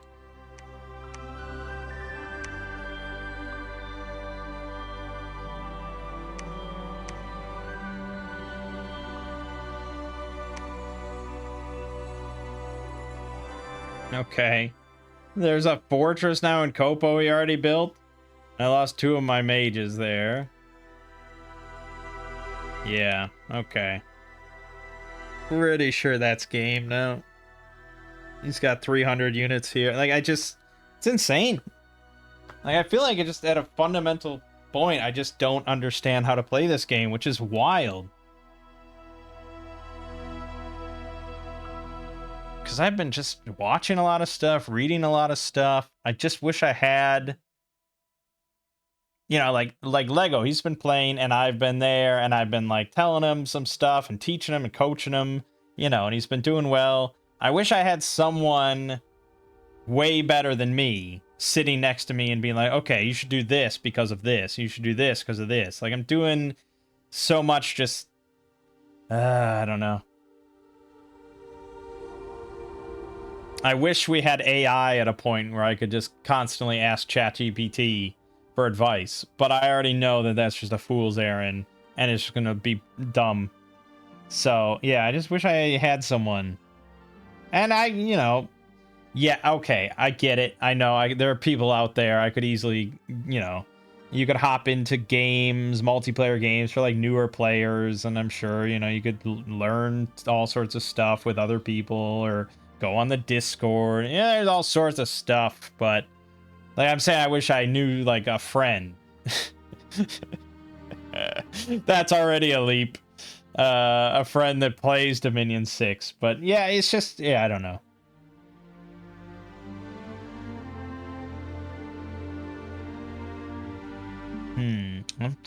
I'm really a bummer. This is now the 3rd Dominion 6 video in a row, ending in failure. And I've been doing well solo, but I guess the bump up the difficult was maybe too much, combined with just the positioning here.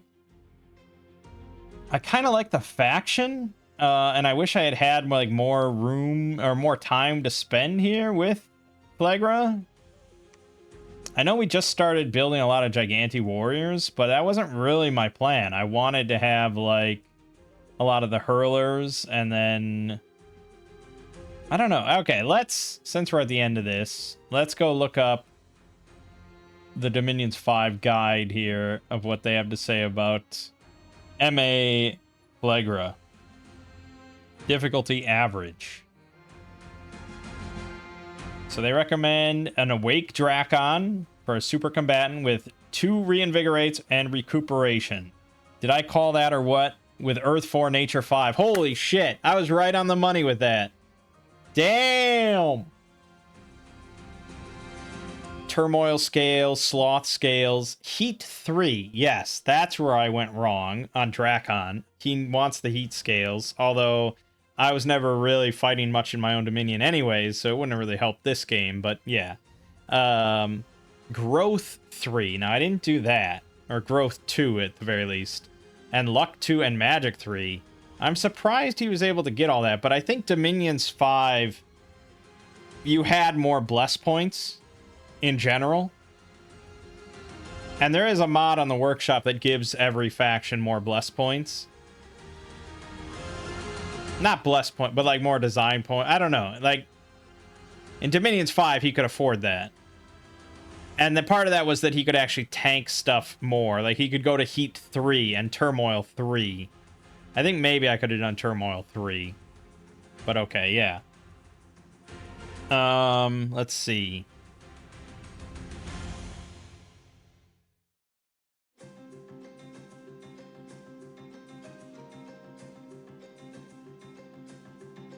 Trophimos Sage, which is what I've been building. Non-communion Battle Mage, decent researcher, elemental summoner, buff caster.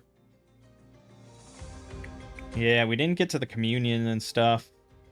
I mean, honestly, we might try this again, because I do kind of like the idea of this faction, and it seems kind of fun. I just like to have a better go of it.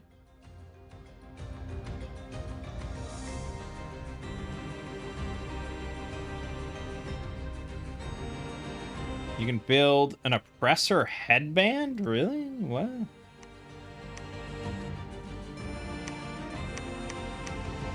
Wait. Earth 3. Ain't nobody around here got Earth fucking 3.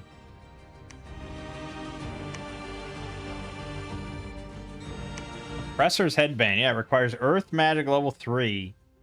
15 Earth gems. And allows anyone to be a communion master. Dang. That's pretty potent.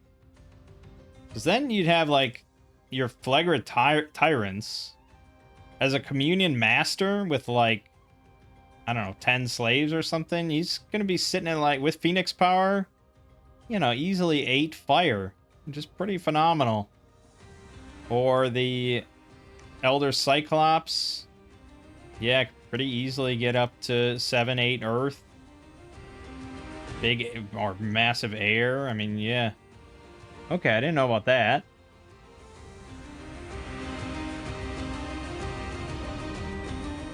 Alright, so recruit 1 to 3 Giganti warriors for the starting army while you watch the Drakon wipe out Indies alone. If available, hire good mercenaries, send out the first expansion party of 40 Helots, led by a Trophimos commander. Additionally, 3 to 6 Gigantes in front can significantly reduce Heloti casualties and take cav charges.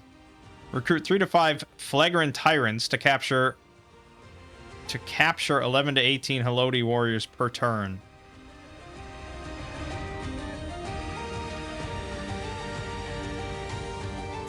Oh, that's right. The Tyrants can recruit Heloti warriors for free.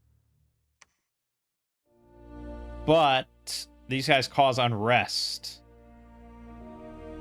That's what's fucking me over in my capital. Look at that, 47 unrest.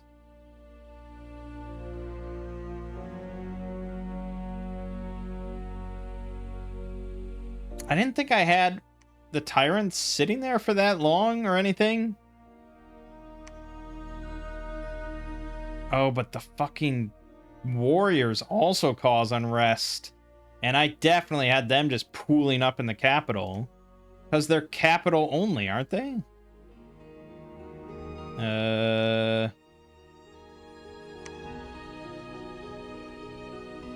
No? No, I guess... I mean, obviously I can't...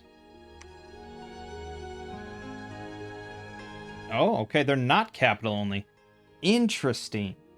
Okay, so I didn't even notice that the little guy... Well, not the little guy, but the units, these Giganti warriors also do it. They just cause unrest constantly. So, yeah, 47 unrest is a massive reduction on your income. Massive. 31 unrest there. 70. I mean, yeah, these have been taken and retaken so much. But yeah, the capital was big. So, okay, yeah. So the tyrants can just automatically recruit warriors. The little warriors. But you got to do it away from any valuable provinces. It says move the Heloti factories near the front. As Phlegra has no native scouts, start recruiting independent ones ASAP.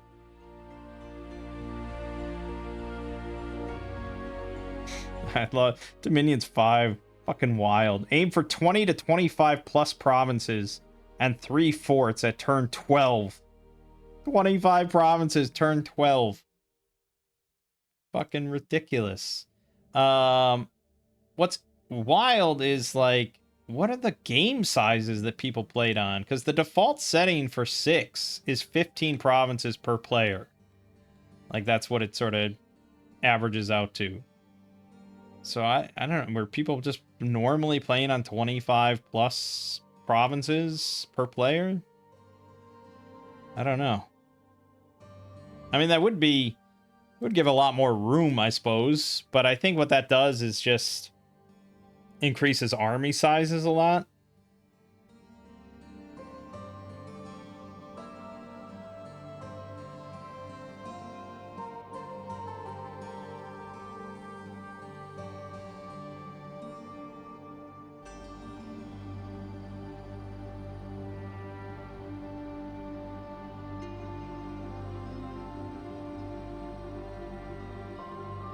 I don't know, I'm just curious.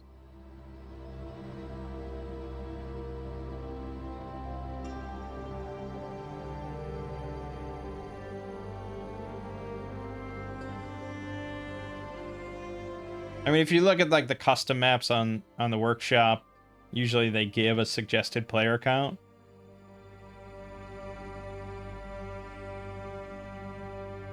So if I go to the workshop real quick, we go to, it's like Bidden Deep as 81 land, 9 sea, 20 cave.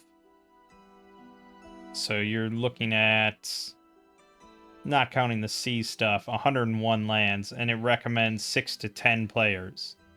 So with 6 players, that's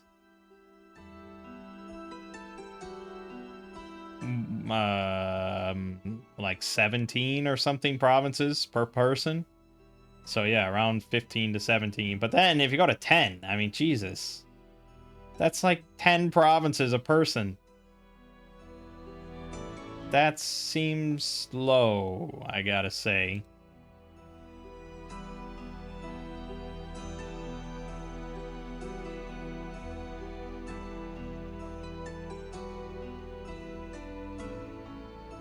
What else? Look at some other.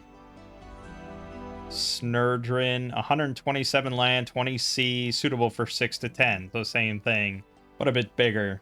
So with 6 players, yeah, 20 plus provinces. Let me try to find one that's not made by Pimus. Not that one. Not that one. Okay, Valanis, is that they? Yeah, so 142 land, 21 sea for between 8 and 12 players. So 8 players, you're looking at what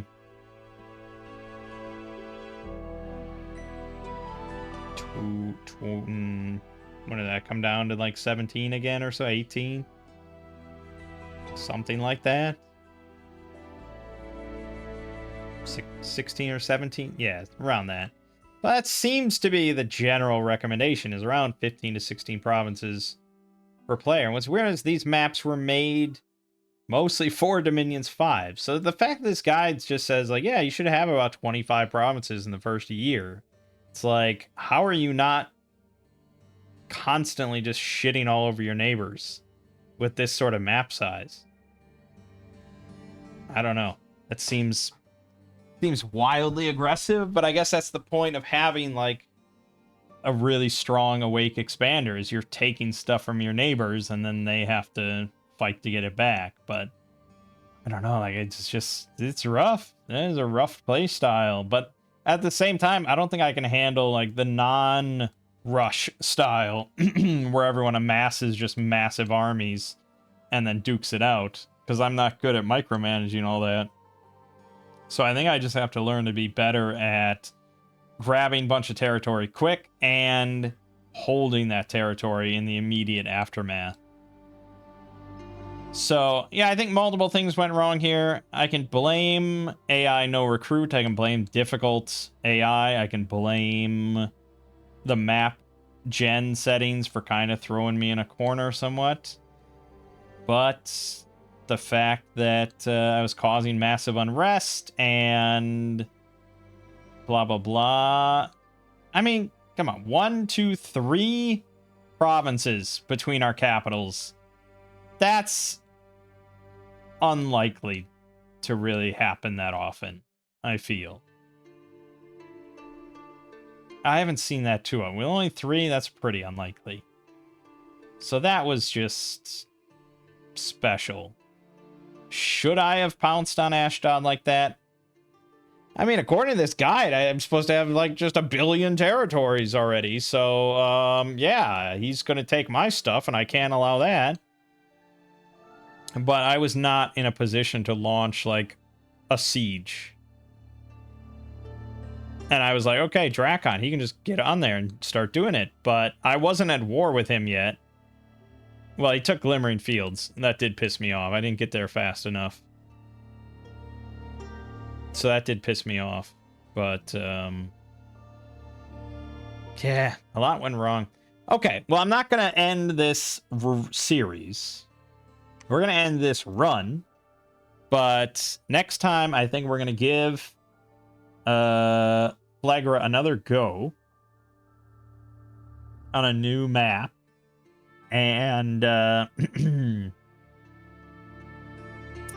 know, I'd like to trust the just random standard map generation, but I think that can fuck you over quite a bit. But the custom maps, most of them don't have a cave layer, and that it's its own sort of fuckery. But in general, they're kind of more balanced.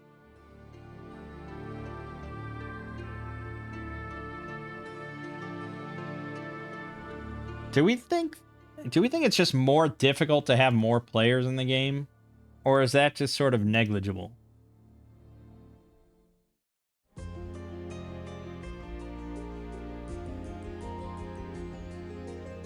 Like, if I did 1v1, would that be easier, harder, or just the same as if I had an 8-player free-for-all or a 10-player free-for-all?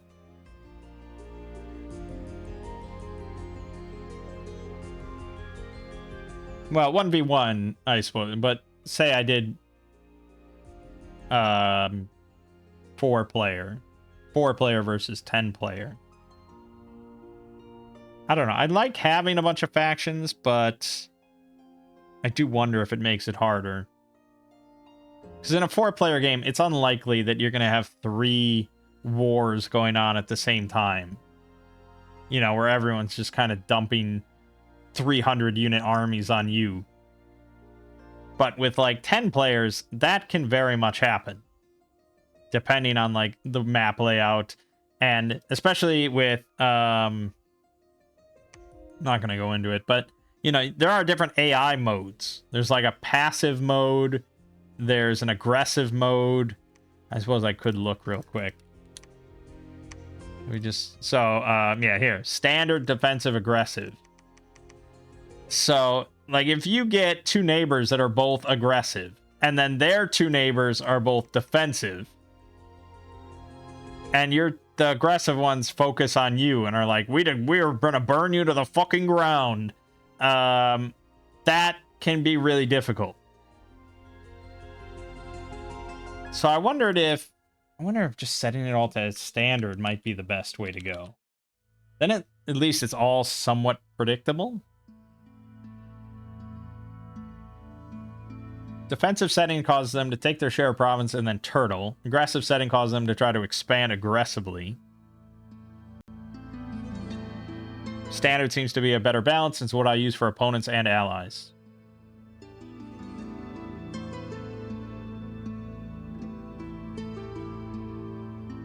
This person thinks that they're on a timer, so they're only defensive or aggressive until, like, turn 50. Oh, but then it just says the timer is maybe only for defensive, because aggressive seems to have no timer at all, considered to be at war with everyone from game start.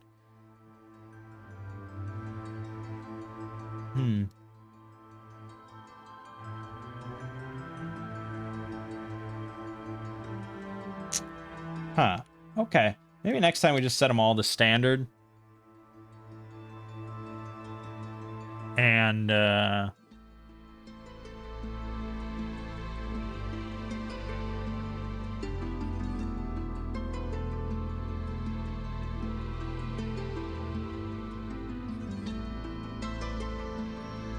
this person recommends setting AI always to standard or defensive. But I think this is a recommendation for new players. I don't know. Okay, next time I think we'll try standard them all to standard and just see how our experience kind of changes rather than just all random. I get the idea of random and why it's the default, because if you're playing multiplayer, there are probably going to be people that are like me and try to be a bit more defensive, and there are going to be people that are just like, yes, kill, I'm at war with you, but I don't know, I feel like that's a little bit too kind of laser focused. Like, it's just a bit, like, I feel like most players are kind of a bit of both, so maybe standard is the way to go. All right, yeah, so we'll end off here and come back and do another attempt at Phlegra. I think we can do it. I think we're gonna try difficult again. I think we're gonna try six players again, and maybe we'll try doing another custom map, because I don't think I showed. I think I think Valanis. It's a little big for 6 though. We might have to bump this one up to 8 players and maybe bump up the thrones a little bit to get an even longer game. But this is by far the most beautiful map. If I actually will just show you for a second. Let me just load up a game. Whatever. Just like how pretty that. Look at this prettiness. Look at that. Gorgeous. So I did a game of this, and I was down here in the underground. I think I was playing...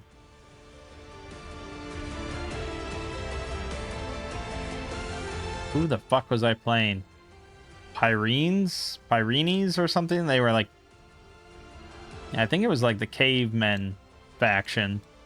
But I lost because I had Hakone here, and they had giants, and just constantly, it was insane how many units they just forever had, and I was just drowning and had no money really, and it was just, yeah, it was rough. Because when they're not recruiting all these bullshit little units they pick up, when they're just focusing on building giants constantly, it's just too much. But yeah, I love the look of this map. So, maybe we'll play on this one. And yeah, maybe we'll still go with 6. Have a little bit more breathing room. Yeah, okay. Right, so that's going to be the plan. But for now, my name is Mangg. This has been Dominion 6. See you fine folks in the next part.